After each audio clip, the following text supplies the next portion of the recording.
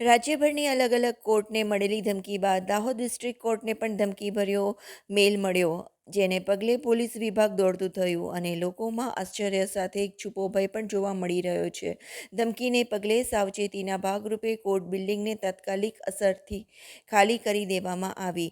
મુખ્ય ગેટથી અંદર કોઈપણ વ્યક્તિના પ્રવેશ ઉપર પ્રતિબંધ લાદવામાં આવ્યો હતો અને દાહોદની પોલીસની BDDS, LCB, SOG સહિતની અલગ અલગ પોલીસની ટીમો સહિત પોલીસ કાફલો દોડી આવ્યો હતો અને કોર્ટ બિલ્ડિંગમાં તપાસ હાથ ધરી હતી. ધમકીભર્યા મેલની વાત વાયુવેગે પ્રસરતા સમગ્ર પંથકમાં કળભળાટ મચી ગયો હતો અને તરેતરેની ચર્ચાઓએ જોર પકડ્યું હતું. કોર્ટ પરિસરની બહાર મુખ્ય ગેટ ઉપરથી જ તમામ કર્મચારી તેમજ વકીલ અને અરજદારોને રોકી દેવામાં આવ્યા હતા. મુદતમાં હાજર થવા આવેલા અરજદારો તેમજ અલગ અલગ પોલીસ મથકોના આરોપીઓને કોર્ટમાં રજૂ કરવા લઈ આવી રહેલી પોલીસ પણ પરત ફરી હતી. કોર્ટ સંકુલની બહાર વકીલો અને અરજદારોનો મેળાવડો જણાયો હતો. જી સર.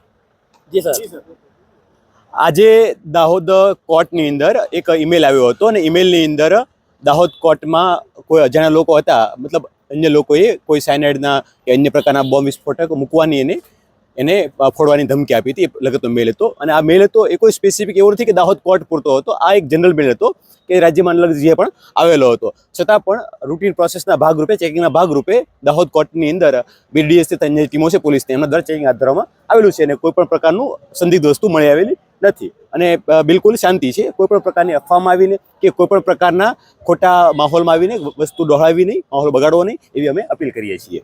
Thank you. જે મેલ આવ્યો છે એ બાબત અલગ અલગ જગ્યાએથી મેલ આવેલો છે, અલગ અલગ કોર્ટની અંદર. એ તપાસ હાલમાં ચાલુમાં છે.